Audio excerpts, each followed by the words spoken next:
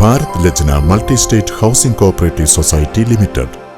പിതൃസ്മരണയിൽ ഭക്തിസാന്ദ്രമായി കർക്കടക വാവുബലി. ദക്ഷിണ കാശി എന്നറിയപ്പെടുന്ന തിരുനാവായ നാവാമുകുന്ദ ക്ഷേത്രത്തിലും ഭാരതപ്പുഴയുടെ തീരങ്ങളിലുമായി ബലിതർപ്പണത്തിനായി ആയിരക്കണക്കിന് ഭക്തജനങ്ങളാണ് എത്തിച്ചേർന്നത്. കർക്കടക രാവിലെ അമാവാസി ദിനമായ ഇന്ന് പുലർച്ചെ മുതൽ തന്നെ ചടങ്ങുകൾക്ക് തുടക്കമായി.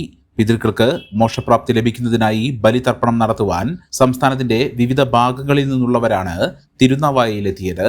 പുഴയോരത്ത് പ്രത്യേകമായി സജ്ജീകരിച്ച ബലിത്തറകളിൽ ചടങ്ങുകൾക്ക് മുഖ്യ കാർമ്മികത്വം വഹിക്കാൻ ഒട്ടനവധി പുരോഹിതന്മാരും സന്നിഹിതരായിരുന്നു. തിരുനാവായയ്ക്ക് പുറമെ സംസ്ഥാനത്തെ പ്രശസ്തമായ മറ്റ് ബലിതർപ്പണ കേന്ദ്രങ്ങളായ ആലുവ ശിവരാത്രി മണപ്പുറം, വർക്കല പാപനാശം, തിരുവനന്തപുരം തിരുവല്ലം തുടങ്ങിയ ഇടങ്ങളിലും വലിയ ജനത്തിരക്കാണ് അനുഭവപ്പെട്ടത്.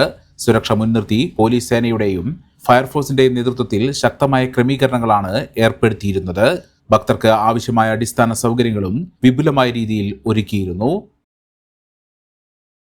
മെമ്പർമാരുടെ നിക്ഷേപങ്ങൾക്ക് ഉയർന്ന ലാഭവിഹിതം നൽകുന്ന കേന്ദ്ര സർക്കാർ സഹകരണ സ്ഥാപനം Bharat Lajna multi state housing cooperative society limited, Parappur road, Kottakkal.